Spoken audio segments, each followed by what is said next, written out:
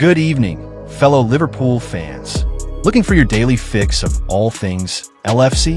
You found it. Here at Liver Live, we're dedicated to delivering the latest news, rumors, and insights on the Reds, day in and day out. Don't be the last to know. Smash that subscribe button.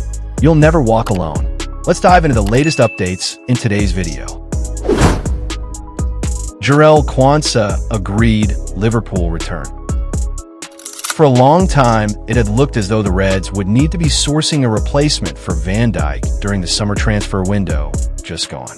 However, after the Liverpool captain signed a new 2-year contract extension in April, they do not need to worry until 2027 at the earliest.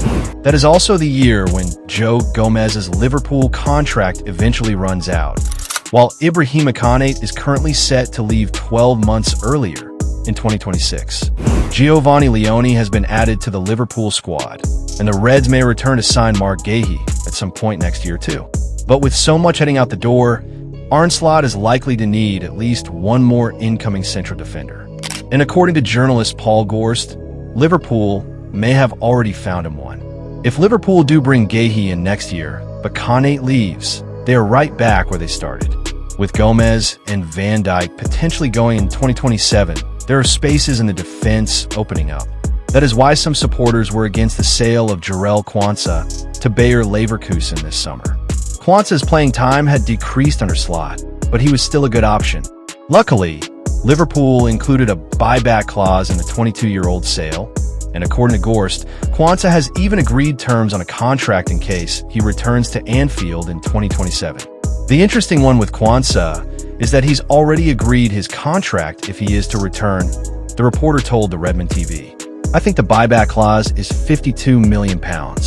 If he does return in 2 years' time, he's already on the deal. He signed it, essentially. His future Liverpool contract, if he comes back, has already been agreed. Marc Guéhi talks held after failed Liverpool deadline day transfer. England manager Thomas Tuchel says he has held talks with Marc Guéhi and has been very impressed with his attitude. The defender met up with the Three Lions squad the morning after his deadline day transfer to Liverpool from Crystal Palace collapsed in dramatic fashion. The Reds had a £35 million agreement in place with their Premier League rivals. Guéhi had undergone a medical in London and was ready to sign a 5-year contract. The green light never came as Palace failed to sign a replacement in the final hours before Monday's deadline. Therefore, the 25-year-old was forced to stay put. Liverpool's transfer target was reportedly angry with the outcome, but it would appear he has not let this drag him down this week in the build-up to England's FIFA World Cup qualifiers against Andorra and Serbia. We had a chat with him, and he looks absolutely fine. He looks very impressive on the field. England boss Tuchel said at his press conference previewing the first of the 2 fixtures. Continuing with high praise for his defender, Tuchel added, "He has a couple of very impressive weeks behind him. He is the main driver of Crystal Palace's success. He's the captain and the leader, played very, very impressive in the end of last season and in the start of this season, and continued exactly like this in camp, so it is very impressive. He handles it with respect and with grace and with brilliant attitude. It remains to be seen what part Guéhi plays in the upcoming qualifiers, if he gets the opportunity to speak to the media personally, or indeed what Liverpool head coach Arne Slot or his Eagles counterpart Oliver Glasner has to say once the Premier League returns next week." Liverpool plans for Isak revealed. Liverpool's £125 million signing of Alexander Isak has stirred anticipation across Merseyside. The 25-year-old striker arrives as the club's new number 9, with expectations sky high following his move from Newcastle United. The Daily Mail reports that Liverpool have mapped out a careful plan to integrate him, balancing his need for match sharpness with the importance of protecting a player who has not featured competitively since May.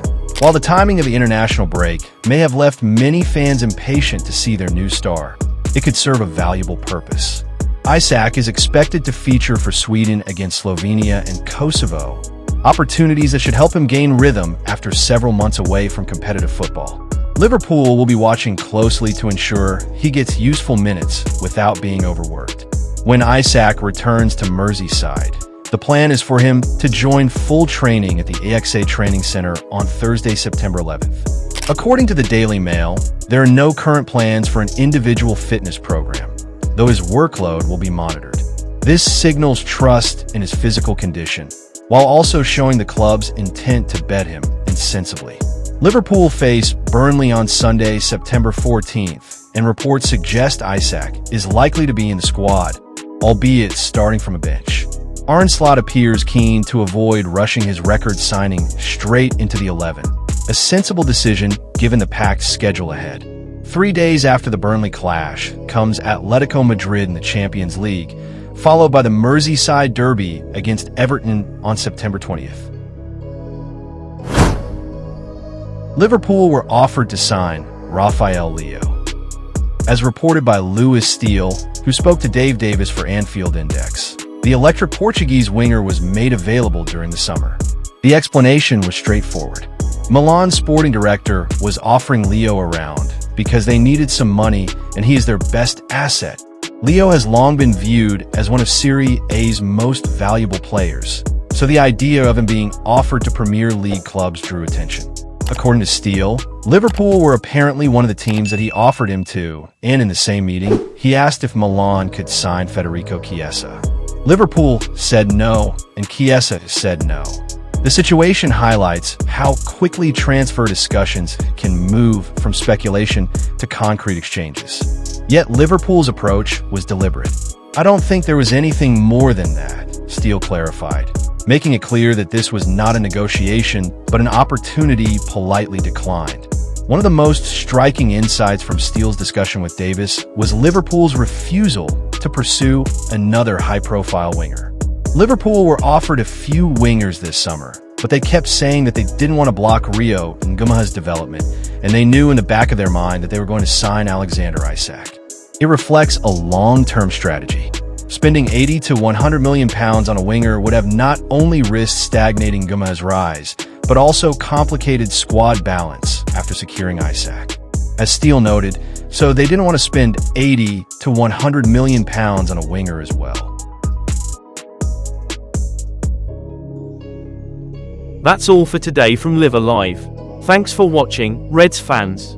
Make sure to like, share, and subscribe so you'll always be the first to catch the latest Liverpool news and updates. See you in the next video.